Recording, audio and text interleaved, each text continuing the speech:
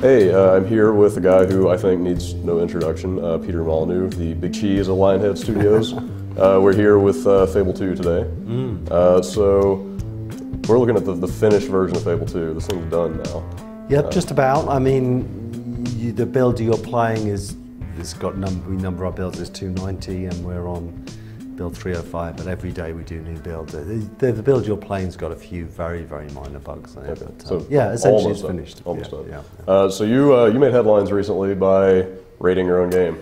Do you know that I don't know either I've got early outset on Alzheimer's or someone's making it up, because I don't remember ever doing that. And what the camera doesn't see is we've got 2 PR policemen in all of my interviews, and so they don't remember me saying that. And to be honest, I'm not the sort of personality that would say 9. I'm more likely to say 11. So, but it's out there now, and it's amazing how many people have noticed that. Yeah, it's incredible. Well, maybe it was apocryphal information, but Yeah. so you said 9 of 10, and I took that to mean that you had hit 90% of your goal for the game, not necessarily the quality was 9 of 10, but so I'm curious what is in the 10% that didn't make it into the game. Yeah, I mean, I'm probably more happy with Fable 2 as a game than almost any game I've ever worked on. But there are some things that we cut out. I mean, a lot of things we cut out were some of the frills. There was some more gameplay to do with crime systems. There was some more gameplay to do with the sort of ownership. There was a little gameplay thing to do with gardening. I mean, it was, those are little things which you don't mind just cutting off. It's like pruning a beautiful tree. To get the right form, you have to snip a few things off like that. I suppose if I wanted 10% more time or 10% more, then I would spend a little bit more time on the GUI. I think the GUI is a little bit, I'm being absolutely honest with you, can be a little bit old school in places. And the guys at Lionhead have done a fantastic job with it, but it's still, I think there's room for some innovation there. And then there is there's just a few sunsets that aren't right, and a few trees that I look at and I'd say in the distance, maybe not in a few long shots, but God, it's an amazing, incredible game, and the team back at Lionhead have done an incredible job. Everybody said outside of Lionhead that this game was impossible to do. You proved them wrong. Well, that's the hope. That's the hope. I mean, so I think when you sit down and you start explaining, okay, we're going to make a game with this in, and this isn't 10 features or 15 features or 20 features, it's, tens and tens and almost hundreds of different features, then you're much more likely to get, people who decide your fate to turn around and say, what the hell are you doing? Just make it with 2 features. So I'm very proud that we've been able to do it. Very good. Well, so what's the one feature that you've added since the design of the first Fable that you're most happy with or proud of? Well, I look back at the first Fable, and it kind of looks fractured and slightly messy, and it's a lot of mechanics, but not a lot of drama. And I think the thing I'm most proud about in Fable 2 is that the whole of all these interesting mechanics sort of fit really snugly together, and they work really well, and they all work in all parts of the game.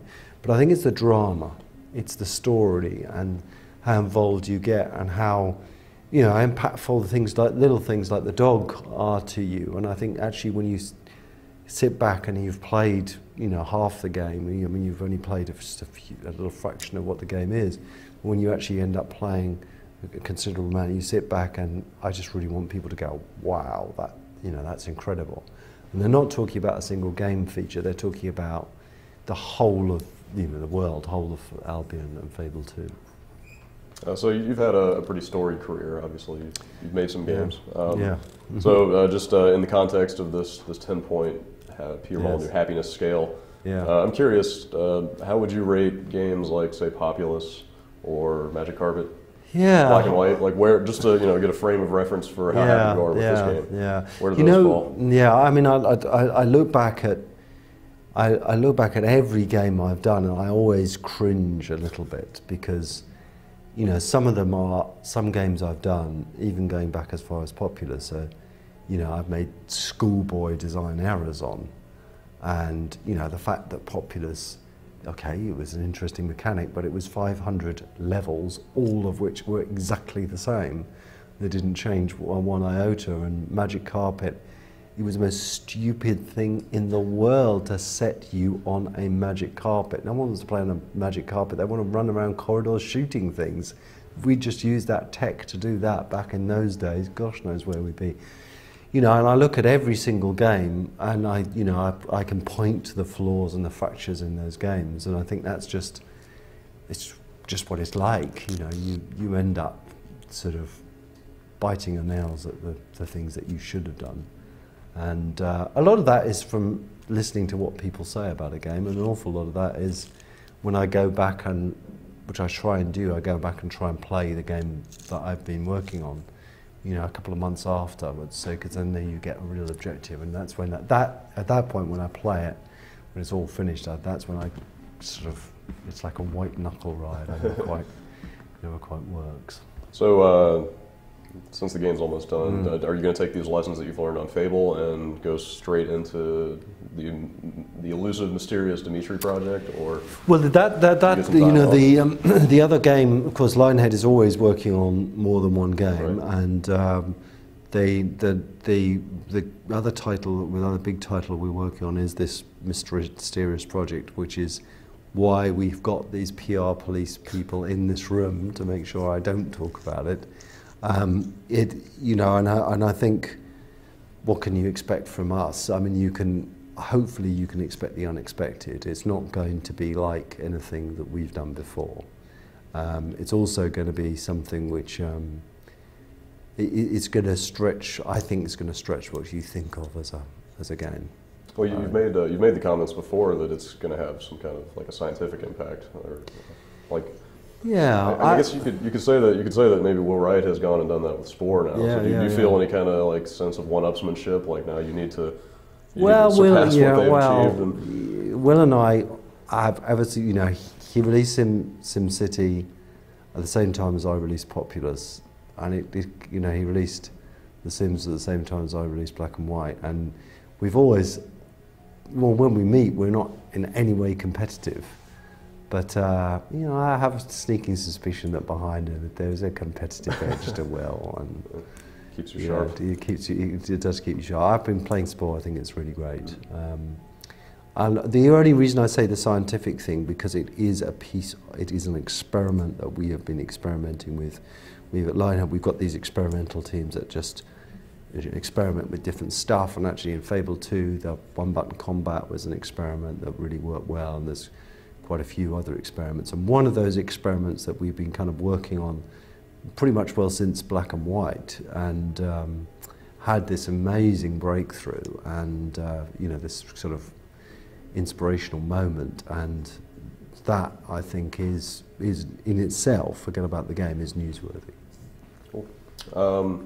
So I've been a little disturbed by some comments and some rumors recently that yes, there is another generation of consoles, and it might be coming sooner than we think. I mean, there's rumors of Gearbox doing Halo 4 for the next Xbox or whatever. So, since we are pretty deep into this generation, do you guys feel like, do you have another 360 game in you, or do you move on in your thinking, in what you think is possible?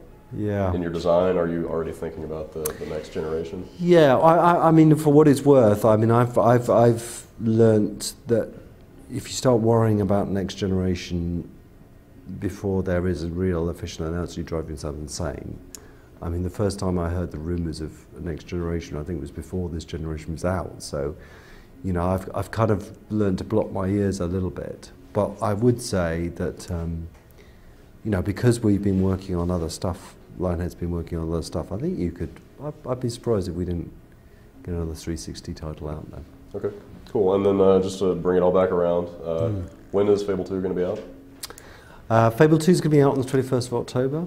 It's, I will carry on compulsively eating till then, so I'm looking to double my weight in nervous eating, but yeah, it's a very nerve-wracking time. I can't, you know, if you're not in the industry, you've never finished a game before, you've no idea what this is like. You know, is very nerve-wracking. Very good. Well, I'm going to go play more Fable 2, and you guys are going to wait until next month.